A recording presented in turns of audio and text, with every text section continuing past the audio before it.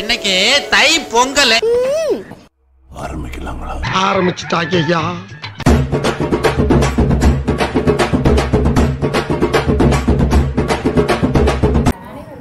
வணக்கம், என் பெயர் பேடா தர்ணிதரன். நான் போகி பண்டிகையை பற்றி பேச வந்துள்ளேன். மார்கழி மாதத்தின் கடைசி நாளாக அன்று காலை விடியலிலேயே வீட்டில் தூய்மையின் போது ஒதுக்கப்பட்ட பல பழைய பொருட்கள் வீட்டின் வாசலில் எரிக்கப்படும். பழையன கழித்தலும் புதியன புகுத்தலும் என்பதே இதன் நோக்கம். இதுவரை இருந்த துன்பங்களும் இந்த போகி நெருப்பில் தூசிப்படுவதாக எண்ணி போகி பண்டிகை வரையிலும் ஒழித்து மகிழ்த்து பொங்கல் கொண்டாடப்படுகிறது. நன்றி. அனைவருக்கும் இனிய மதிய வணக்கம். என் பெயர் பூஜாரணி. தைப்பொங்கல். தை பிறந்தால் வழி பிறக்கும் என்பது முன்னோர் மொழியாகும். தை மாதம் முதல் நாள் புது மஞ்சள், கரும்பு, வாழைப்பழம் முதலியவற்றை படைக்கின்றனர். அனைவரும் நீராடி புத்தாடை உடுத்தி திருவிளக்கு ஏற்றி புது வெல்லமும் அரிசியும் படைப்பர். புது பானையில் புத்தரிசி பொங்கலிடுவர். பொங்கி வரும்பொழுது பொங்கலோ பொங்கல் என கூறி இறைவனை வணங்குவர். பயிர் விளைய காரணமாயிருந்த இப்பகலவனுக்கு இவை காணிக்கை. நன்றி. பொங்கல் தொடர்ந்து 2 நாள் மட்டும் பொங்கல் கொண்டாடப்படுகிறது. உணவின் முக்கிய தோழனாக மாடுகளை நன்றியோடு வணங்குவதே இதன் பொருளாகும்.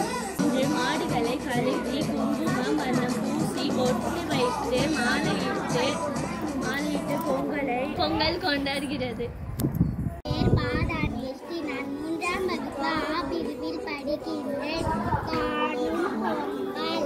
தை மாதத்தின் 3ஆம் நாள் காணும் பொங்கல் கொண்டாடப்படுகின்றது.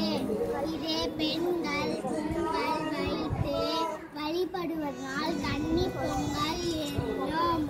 இதே குழந்தைகள் கூடி கூட்டாஞ்சோறு செய்து மகிழ்வதனால் சிறு வீட்டு பொங்கல் என்னும்.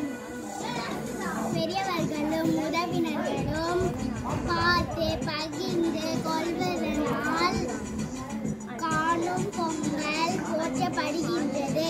நன்றி.